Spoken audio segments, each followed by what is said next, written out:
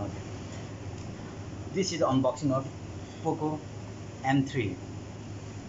Ding, ding, ding. Okay, हामी अब unboxing गर्न जान्छौँ. Ding. This is the latest model of Poco M3. अहिले चाहिँ अनलाइन अर्डरबाट मात्र हो यो.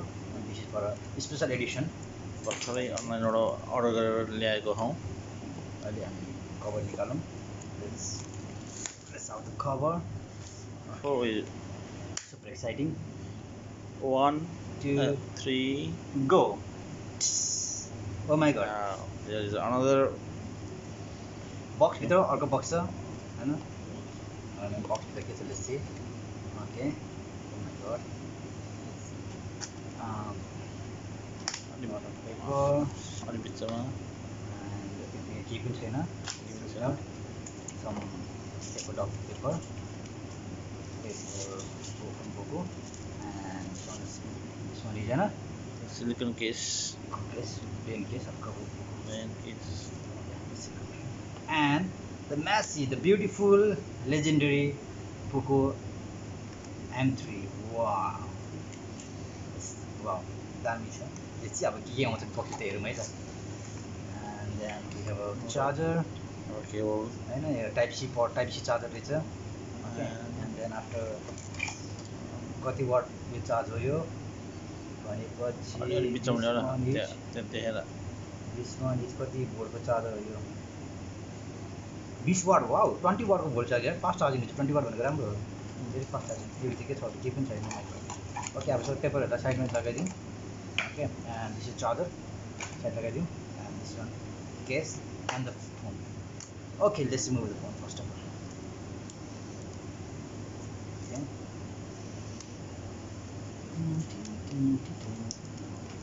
वाउ दामी रहेछ यार भो again सही छ सही कभर पनि दामी छ वाउ यो ग्लास हो प्लास्टिक हो फिंगरप्रिन्ट साइडमा छ भोल्युम बटम भइहाल्यो हैन यतापट्टि चाहिँ एउटा ट्रे रहेछ सिम ट्रे रहेछ then after the type C port mic speaker and सबभन्दा राम्रो चाहिँ हेडफोन ज्याक रहेछ यसमा हैन यो साइड चाहिँ अनलाइन अर्डर गर्यो भने चाहिँ रिसेन्टली अनलाइन अर्डर गर्यो भने चाहिँ वी क्यान गेट दिस के अरे इयरबड पनि आउँछ हैन एयरपोर्ट फ्री एमआई को हैन इट्स भेरी एयरपोर्ट फ्री यो पनि दामी छ कि जस्ट यता चाहिँ पेपर साइड लगाइदिउँ अहिले चाहिँ पोको चाहिँ यसलाई जस्ट लगाउनु गरौँ है त यो गोरिल्ला ग्लास 3 हो हैन सो अनि यता अहिले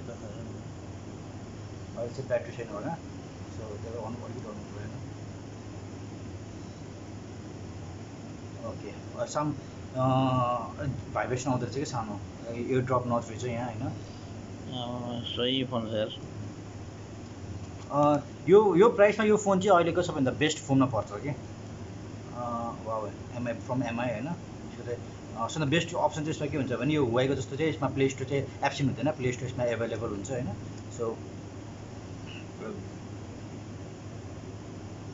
एन्ड सम सेटिङहरु यसको डिस्प्ले हेर्नु पर्दा वाउ इट्स भेरी एकदम क्लीन डिस्प्ले छ के सो क्लियर डिस्प्ले छ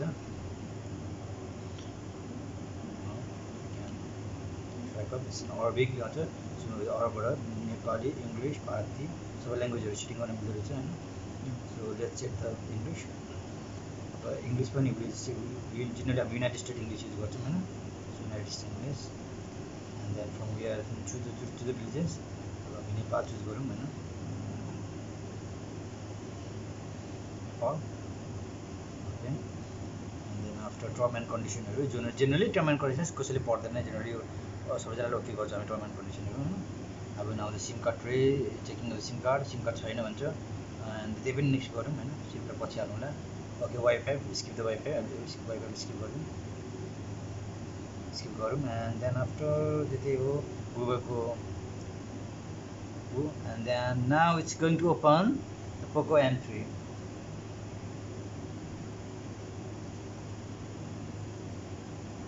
let's take a second यसैले चाहिँ अलि रिमुभ गरिदिनु फर्स्टमा तर यसको मतलब के भन्नु पर्यो प्लास्टिक कभर अनि यो ग्लास टाइप रहेछ क्या एकदम दामी रहेछ अलिक पोको चाहिँ अलिक फुल लेखेँ यतापट्टि साइडमा लेखेँ भने राम्रो लाग्ने ट्रिपल क्यामेरा सिस्टम है